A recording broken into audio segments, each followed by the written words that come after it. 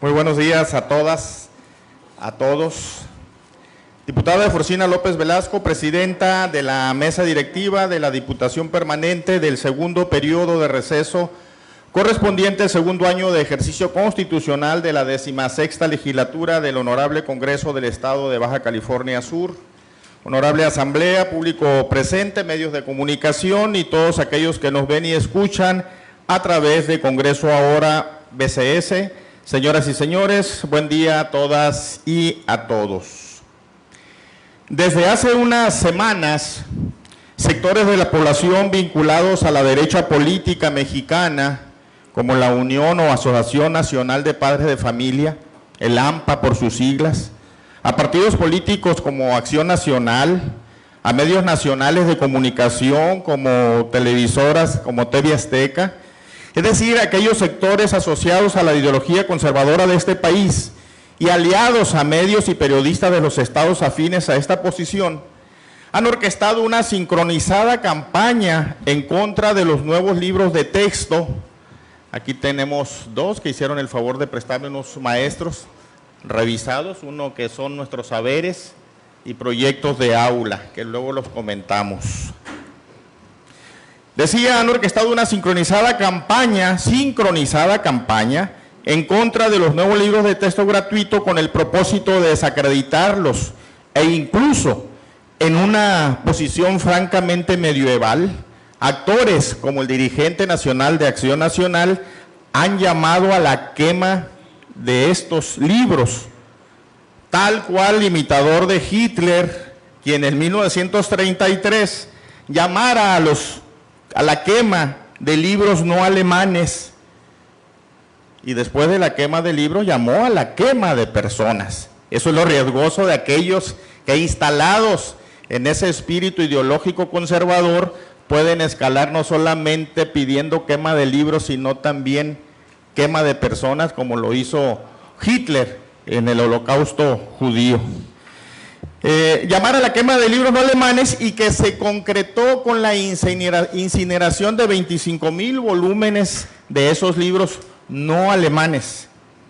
Esta es larga la data de cómo dirigentes políticos, religiosos y sectores vinculados al fanatismo ideológico con objeciones morales, políticas o religiosas al material publicado han hecho este llamado. Por ejemplo, Qin Shi Huang en China en el año 212 a.C., Diocleciano en Alejandría, cuando quemaron esa gran biblioteca de Alejandría en el año 292, Constantino en el Imperio Romano en el año 333, sin dejar de mencionar las quemas realizadas en distintos periodos de la época medieval, que también quemaron personas, que también llevaron a la hoguera a personas por mitotes de aquel tiempo o por infundadas sospechas de no profesar la religión cristiana. Sin olvidar la quema de libros y de personas que llevó a cabo la denominada Santa Inquisición. De igual manera, las realizadas por las dictaduras sudamericanas durante la primera mitad del siglo XX, hasta las más recientes quemas realizadas en el 2015 por el grupo fundamentalista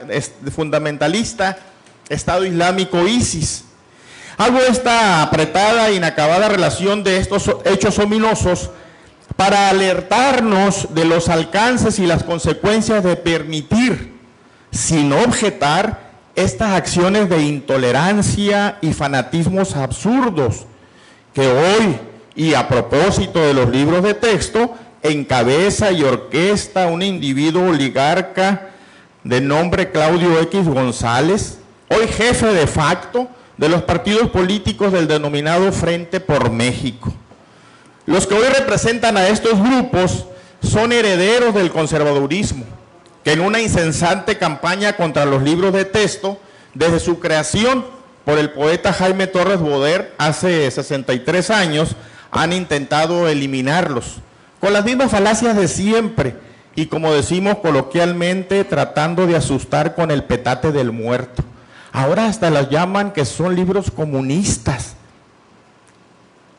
Supongo que habrán leído el materialismo histórico, saben del sistema socioeconómico, han visto lo que es el comunismo real, porque cuando menos en los libros de texto no van a encontrar ustedes esas ideas comunistoides, pero bueno, por eso decimos que nuevamente intentan asustar con el petate del muerto. Ya no más falta que nos repitan como en los años 60, 70, que los que diseñaron los libros de texto comen niños, como se acostumbró en esa época de llegar al extremo de decir que comían niños. Y fíjense que hoy en la mañana, escuchando a Arturo Bravo Monroy, me pareció un insulto para las maestras y los maestros y un insulto para su propia inteligencia cuando alguien comentaba de que los libros de texto, como así fue, algunos de ellos, ahorita lo vamos a comentar, fueron elaborados por maestros y maestras. Y repite, sí, a lo mejor eran maestros y maestros venezolanos. O sea, qué cretinismo de este locutor, qué abuso de tener un micrófono en mano para mencionar tan tremenda estupidez. Pero bueno, así se las gastan. Pero ¿qué son y qué contienen estos nueva generación de libros de texto cuyos detractores absurda y irresponsablemente llaman de corte comunista?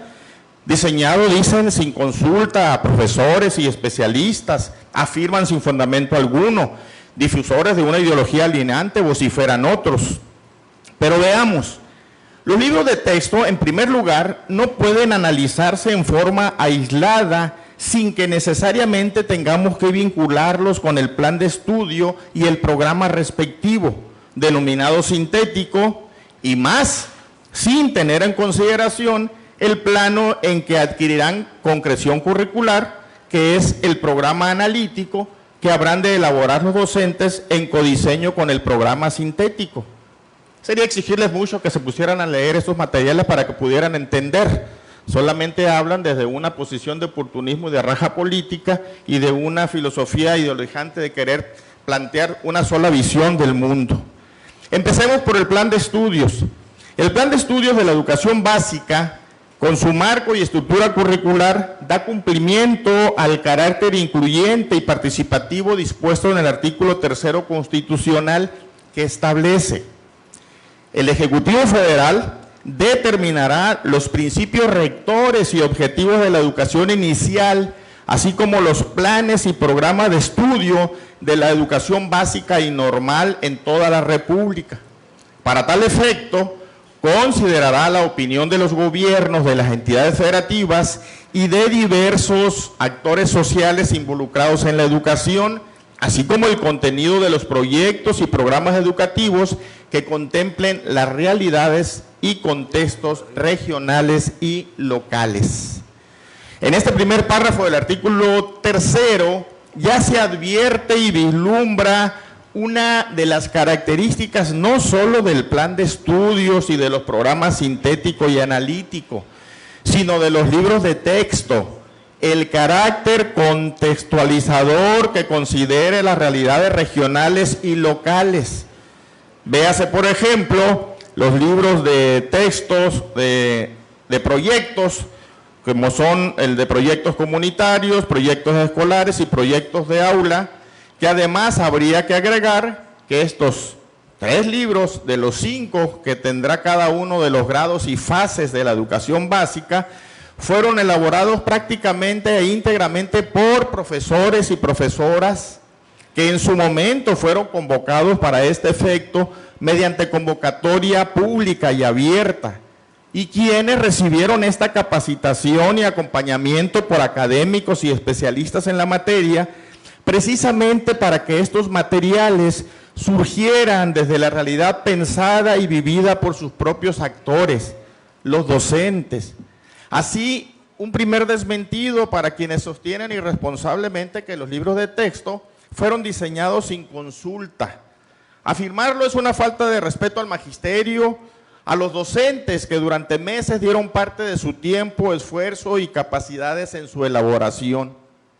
Y por si fuera poco, el plan de estudios, origen y fundamento pedagógico para la elaboración de los libros de texto contiene las aportaciones siguientes: 32 secretarios de educación de las entidades federativas. Lo que habría que recordarle a los gobernadores de las entidades que expresaron que no van a distribuir en sus escuelas estos libros de texto. Con ello estarían descalificando no solamente a los profes de sus entidades que participaran en su elaboración, sino también a sus secretarios de educación pública que estuvieron viviendo este proceso. 15.324 personas de pueblos indígenas y afromexicanos de 32 entidades federativas. El Magisterio Nacional expresado en asambleas en 32 entidades federativas, plasmados en 128 documentos de distintas mesas de trabajo y más de 90,000 aportaciones en el formulario de Google. Niñas y niños, adolescentes y sus familias de diferentes entidades federativas del país. Más de 100 miembros de la comunidad académica y de investigación, especialistas en educación y otros campos del conocimiento nacionales y extranjeros. Uy, vinieron de Venezuela, dice. 80 miembros de los sectores de la cultura y las artes, diversas organizaciones de la sociedad civil, INMujeres, Secretaría de Salud, Mejoredu, CONACYT, Universidad Pedagógica Nacional, ISUE UNAM, Escuelas Normales, Universidad Autónoma Metropolitana, Universidades Interculturales, Subsecretaría de Educación Superior, Dirección General de Materiales Educativos de la SEP. Adicionalmente a esto, se consideraron diversos foros de reflexión que realizaron instituciones de educación superior, así como instrumentos de consulta que se sometieron a consideración al interior de los consejos técnicos escolares. Y no hubo consulta, afirman, y absurdamente interponen amparo por ello. Y habrán de cacarear de que un juez autoró la suspensión definitiva, pero si leen el amparo se van a dar cuenta que está autorizando la suspensión, simple y sencillamente para que la Secretaría de Educación Pública muestre que fueron atendidos los diferentes actores que aquí estamos mencionando y que en efecto habrán de realizar. A fin de mostrar la íntima interrelación del plan de estudios con el diseño de los libros de texto, solamente mencionaré 3 de los elementos en que este plan está estructurado y que articulan la propuesta curricular. El primero, que se denomina integración curricular, que está compuesto por 5 campos formativos y 7 ejes articuladores que van transversalmente a estos campos formativos, que ya no van a ser asignaturas. Esa es otra idea caduca, y sobre todo para aquellos que no están en el medio magisterial y que quieren opinar sobre lo que desconocen, habría que pensar primero y entender cuál es la metodología que se trabaja ahora en la educación básica, que no la comprenden. Esta integración curricular, reitero, con los campos formativos y los ejes articuladores,3 el trabajo interdisciplinario, la problematización de la realidad y la elaboración de proyectos. Por eso 3 de los 5 libros se refieren a proyectos comunitarios de aula y escolares. Con ello se atiende la demanda histórica de eliminar la fragmentación del conocimiento para ahora situar los procesos formativos en los contextos en los que aprenden las y los estudiantes y enseñan los profesores y las profesoras. Segundo, autonomía curricular y profesional del magisterio, también respondiendo a una añeja demanda del Magisterio Nacional, en el sentido de que no les impusieran desde el centro de la República la totalidad de la estructura curricular que habrían de desarrollar en cada uno de los grupos y los grupos. Esta autonomía curricular y profesional se sustenta en la libertad de las profesoras y de los profesores para resignificar los contenidos de los programas de estudio a la realidad social, territorial, cultural y educativa de las y los estudiantes, lo que ahora se llama el codiseño y la elaboración del programa analítico. Tercero, se establece a la comunidad, a lo mejor de ahí viene lo de comunistas, se establece a la comunidad como el núcleo integrador de los procesos de enseñanza-aprendizaje, así como la relación de la escuela con la sociedad. Estos elementos articulan el diseño de los libros de texto, pero al mismo tiempo articulan también su uso.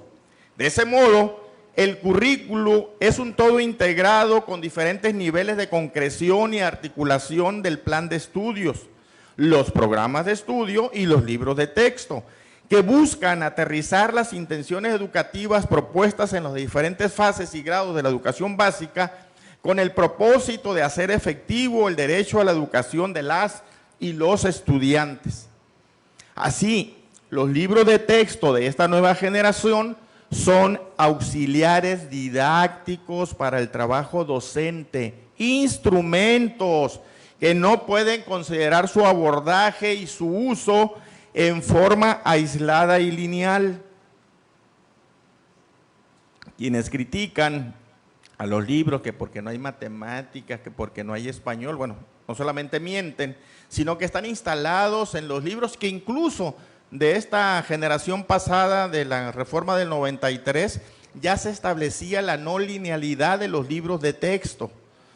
Para quienes nos tocó cursar estudios básicos ya hace muchísimos años, pues obviamente el libro de texto era prácticamente el programa y se iba de manera prescriptiva siguiendo, lo que también propiciaba que algunos maestros no planearan las clases porque decían abran el libro en la página 1 y contestan en la 2 y en la 3, y en donde se enseñaba matemáticas con base en la repetición y no con la problematización, que dentro de los enfoques epistemológicos para el abordaje de la enseñanza de las ciencias, ya tenemos un tiempo recorrido en la Escuela de Educación Básica a través precisamente de las corrientes cognitivas, de que es necesario que se aprendan a través de la problematización de situaciones y no de manera aislada.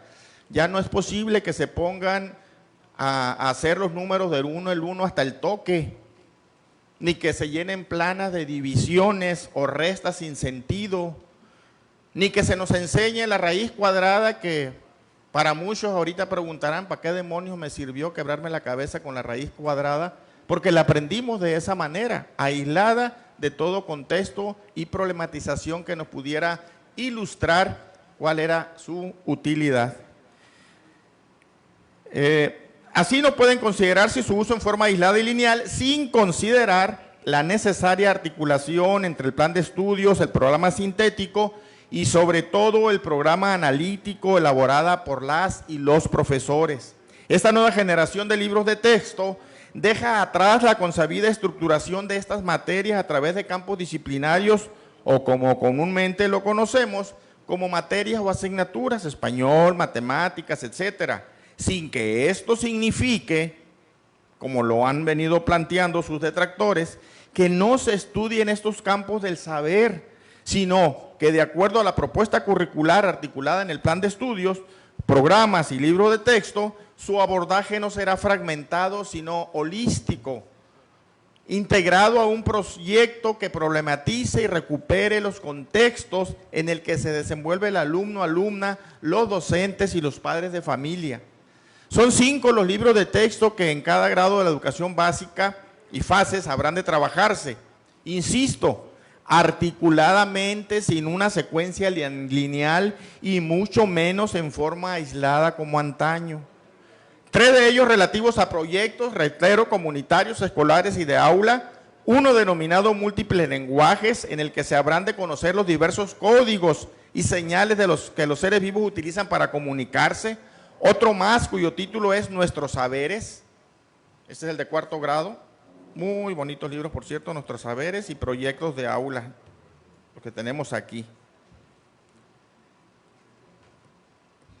En este libro se pueden diferenciar en Nuestros Saberes 3 partes o secciones.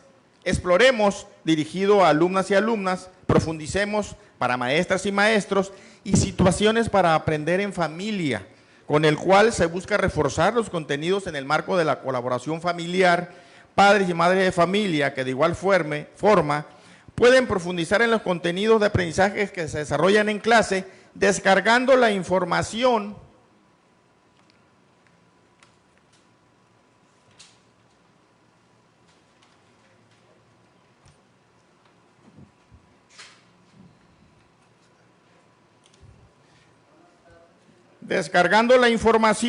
que aparece en estos QR. En casi cada una de las páginas de nuestros saberes aparece este QR, de tal suerte que el padre de familia o el maestro, con la descarga de este QR, va a poder ampliar la información y no va a quedar en el alumno solamente el conocer información mucho más amplia de lo que aparece en el propio libro de texto. No, señor. Si escucha con atención va a entender, por favor. Descargando la información que en este libro Nuestros Saberes aparece en el QR, prácticamente en casi todas las páginas de este libro. Asimismo, un libro adicional que tiene como destinatario a los docentes y cuyo título es Un libro sin recetas para las maestras y los maestros, en el cual se brinda a los profesores los aportes teóricos y metodológicos necesarios para acompañar la práctica docente y el uso de los nuevos materiales educativos. Los programas de estudio y los libros de texto se componen de los siguientes campos formativos: lenguajes, múltiples lenguajes, saberes y pensamiento científico, de lo humano y lo comunitario, ética, naturaleza y sociedad, además de sus ejes articuladores: inclusión, pensamiento crítico, interculturalidad, crítica, igualdad de género, vida saludable, apropiación de las culturas a través de la lectura y la escritura, artes y experiencias estéticas. Estos últimos ejes como articulación transversal de cada uno de los campos formativos. Así, las miradas superficiales y cortas de los eternos detractores no van al fondo de los enfoques de aprendizaje que se utilizan. Acusan anacronismo donde hay innovación, adoctrinamiento donde hay recuperación del pensamiento crítico, y manifiestan desprecio de las ciencias donde se pone en práctica la indagación y la resolución de problemas a partir de conocimientos transversales. Critican que no haya libros específicos por materia: español, historia, ciencias naturales, matemáticas, sin apreciar el modelo de transversalidad educativa que facilita el aprendizaje situado, la investigación y la aplicación de conocimientos, lo que deriva en una mejor preparación de los alumnos para los retos y desafíos de la vida real, que carece de departamentación temática.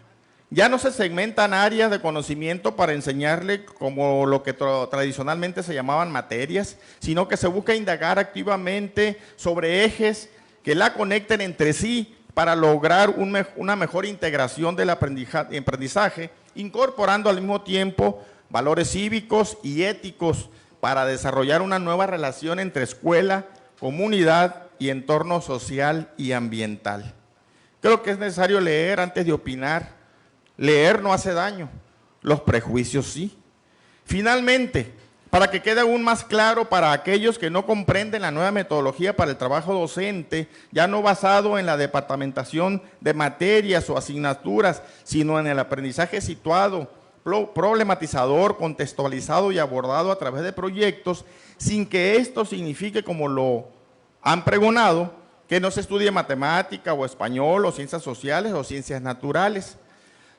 Como muestra, solo ejemplifico con matemáticas algunos de los contenidos que abordan los programas de estudio y los libros de texto. Por ejemplo, en el programa de estudio, en el campo formativo Saberes y Pensamiento Científico, viene un apartado de pensamiento matemático en el que habrán de estudiarse los números y sus relaciones, la suma y la resta y su relación como operaciones inversas, la multiplicación y la división como operaciones inversas, cuerpos geométricos y sus características, medición de la longitud, masa y capacidad, construcción de la noción de perímetro y área, organización e interpretación de datos, y me estoy refiriendo solamente a cuarto grado y solamente a una parte de lo que establece el programa sintético.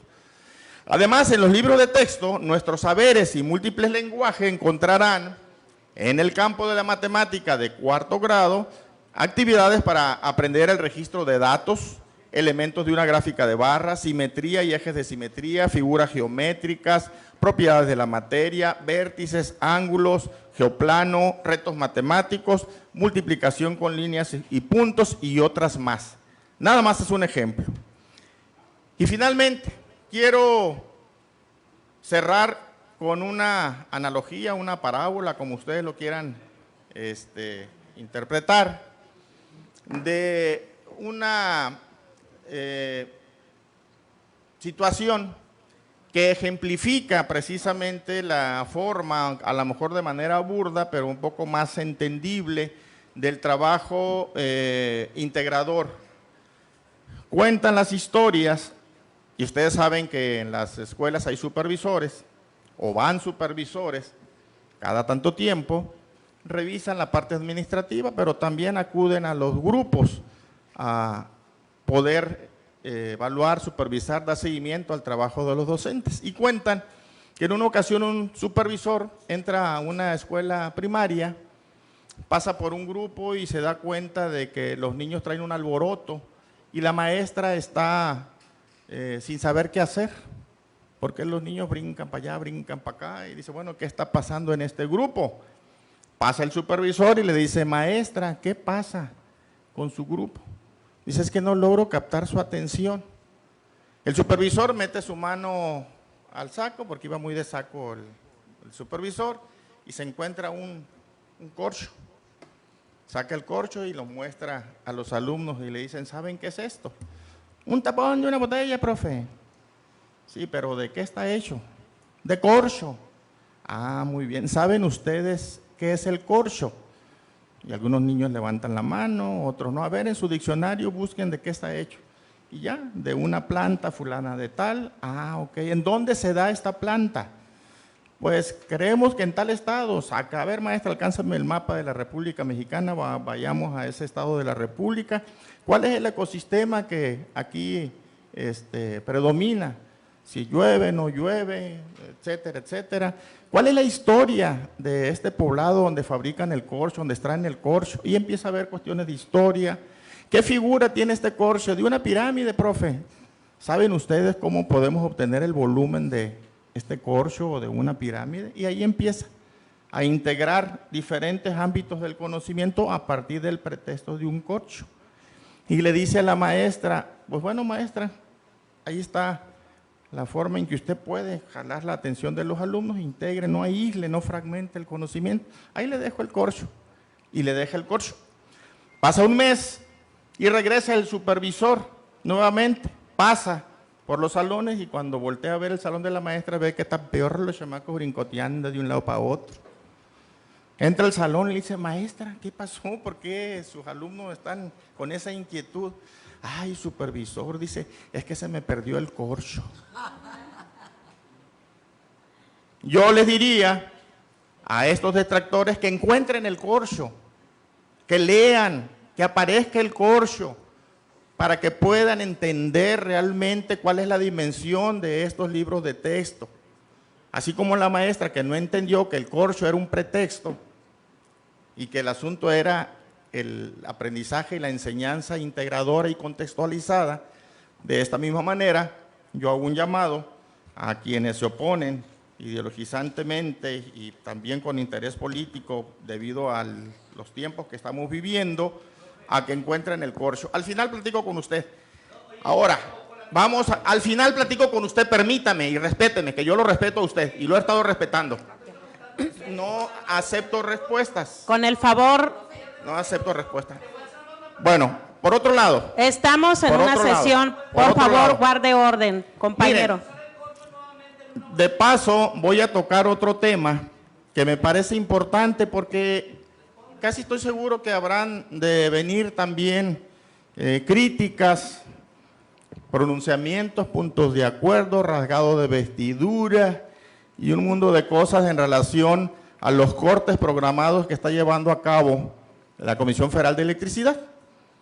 Apagones le llamamos de manera coloquial y que finalmente son 30 minutos cronometrados en diferentes partes de la colonia.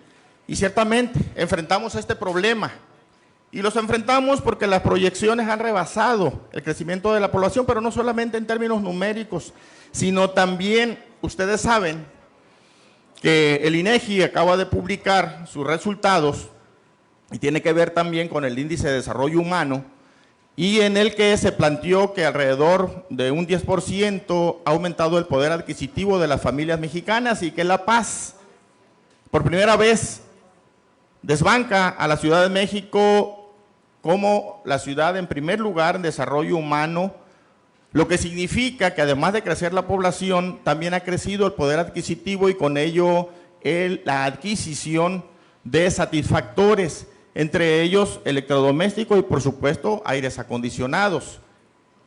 Y que esto ha rebasado la oferta que tiene la Comisión Federal, pero que finalmente, ya lo anunciaron también, el próximo 15 de agosto habrán de llegar 2 plantas de producción emergentes que habrán de solucionar provisionalmente ese problema. Quienes van a venir a criticarnos van a decir, no hacen nada, siguen los apagones, miren nomás. Sin embargo, yo creo que en ocasiones se muerden la lengua porque por más de 40 años se dedicaron a destruir a la Comisión Federal de Electricidad. Por más de 40 años, 1981 con Miguel de la Madrid y aún más con Salinas de Gortari, en el que ya cohabitaban los 2 partidos que hoy conocemos como los prianistas. Y que todavía dieron el golpe de gracia desde 1992 con Salinas de Gortari, cuando se firmaron los contratos leoninos para otorgar a la iniciativa privada la generación de energía eléctrica. Y eso lo vivimos hasta el 4 de abril pasado, cuando nosotros denominamos la renacionalización de la energía eléctrica. Apenas 4 meses es que iniciamos con el rescate de la industria eléctrica, 4 meses. Y quieren que en 6 meses resolvemos el problema de haber destruido a la Comisión Federal por 40 años. Eso es un absurdo, no desconocemos el problema, pero no somos magos como para poder atender el desastre. Es como si un ebrio atropellara a una persona y luego fuera al hospital a regañar al doctor por haberle amputado un brazo, fruto de su irresponsabilidad. La misma analogía. Fíjense nada más, tan solo en febrero del 2021, y lo dije el 7 de abril en un pronunciamiento semejante, cuando el inicio de la guerra en Ucrania, que se encarecieron los combustibles, hubo privados, que no todos manejaban energía alternativa, que pararon un mes la producción. Y eso le costó a la Comisión Federal de Electricidad, para poder entrar en el relevo, 75,000 millones de pesos. Fíjense, 75,000 millones de pesos por una irresponsabilidad. Pero además, estos privados no pagaban el respaldo. Ustedes saben que cuando las energías intermitentes, sean eólicas y que no hay viento, sean solares y no hay sol y dejan de producir, tiene que entrar la Comisión Federal con un respaldo para poder generar e inyectar energía eléctrica donde no están llegando los privados. De la misma manera, el despacho. Resulta que ahorita se van a cambiar y están en proceso de cambiar las turbinas de las hidroeléctricas de Chiapas, porque resulta que como en esos contratos se acordó que el despacho, el primer despacho fuera para las empresas privadas, dejaban hasta lo último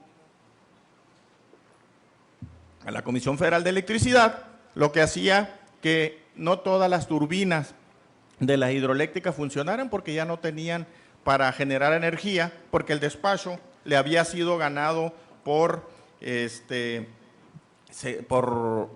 los privados. Pero bueno, finalizo.